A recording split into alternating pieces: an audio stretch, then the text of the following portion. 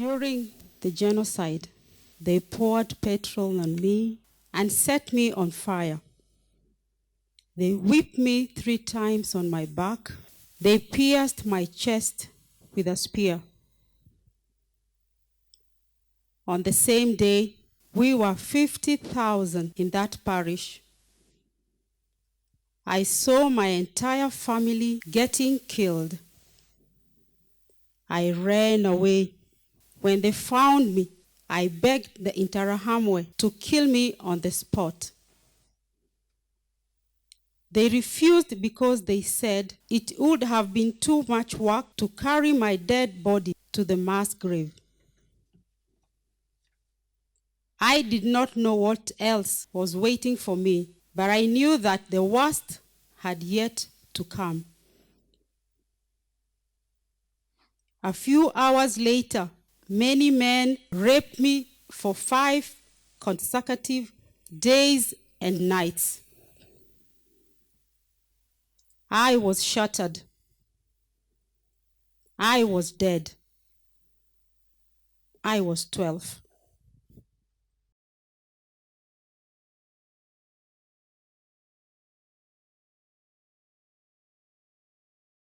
Celeste is no longer 12. I met her in a cafe in early February. Her weakened figure and dappled skin hardly disguise the scars of the machetes, the burns of the gasoline, and the virus of HIV/AIDS that she lives with almost 20 years later.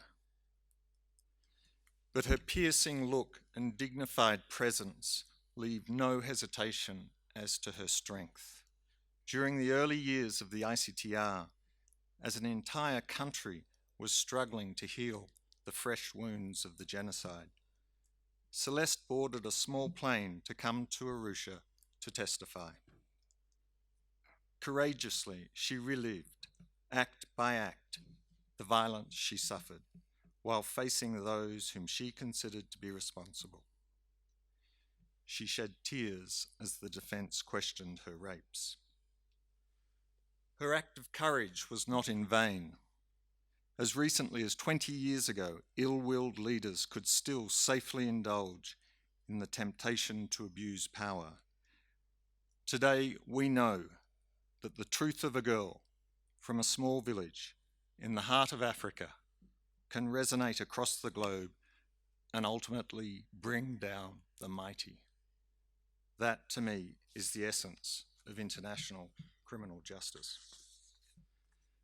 On this day, on which the work of the ICTR and ICTY converge into an unprecedented institution that further develops international criminal justice, I must give thanks.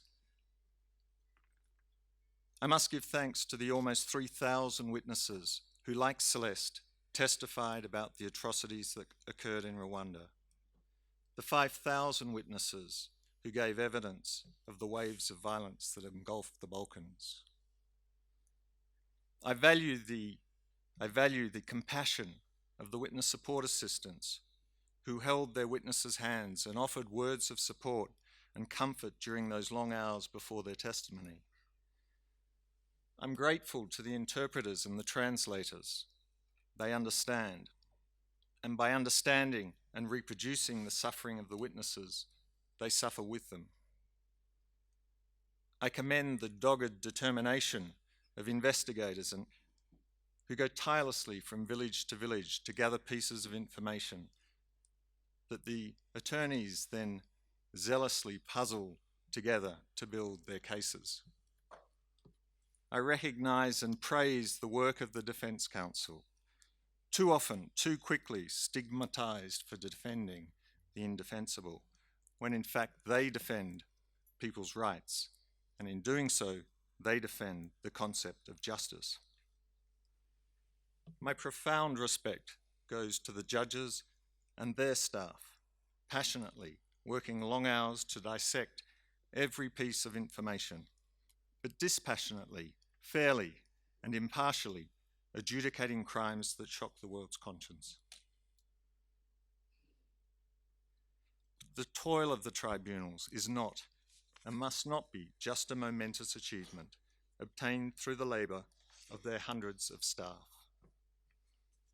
It is in the hands of the archivists to ensure that this endeavour is preserved and, equally importantly, made accessible to the world, so that the Tindi Gasubire, written at every genocide memorial in Rwanda, or the Dasana Ponovi, Dasana Zaboravi, cried out by the mothers of Srebrenica, is not a void never again, but continues to be a moral imperative that guides our actions and our beliefs. It would be remiss of me not to acknowledge the prescience and maturity of the member states of the United Nations, without which this fight against impunity would never have begun, and justice would not have been done. Whether amending their domestic legislation, or bearing the financial burden, whether providing land and hospitality, or accepting to enforce the sentences of tribunals, or ensuring the seamless flow of witnesses and their protection, I must express gratitude. But the cooperation that justice demands is not over. 9 of those accused of being most responsible for the Rwandan genocide still remain at large. Only 1 year ago, the last of the 161 ICTY accused was arrested. This proved to us all that the end of impunity is within reach and can be attained. Less than 2 weeks ago, Rwanda celebrated the completion of their daunting work of the Gacaca courts. In the words of President Kagame, the Gacaca challenged every Rwandan into introspection and soul-searching that resulted in truth-telling, national healing, reconciliation, and justice. As the ICTR and ICTY are clearing their dockets, may the commencement of the mechanism bring about the arrest of the fugitives, and with that, the closure of the most painful chapter of Rwandan history, so that those who have suffered the most, like Celeste, may take some comfort from our work. Thank you very much.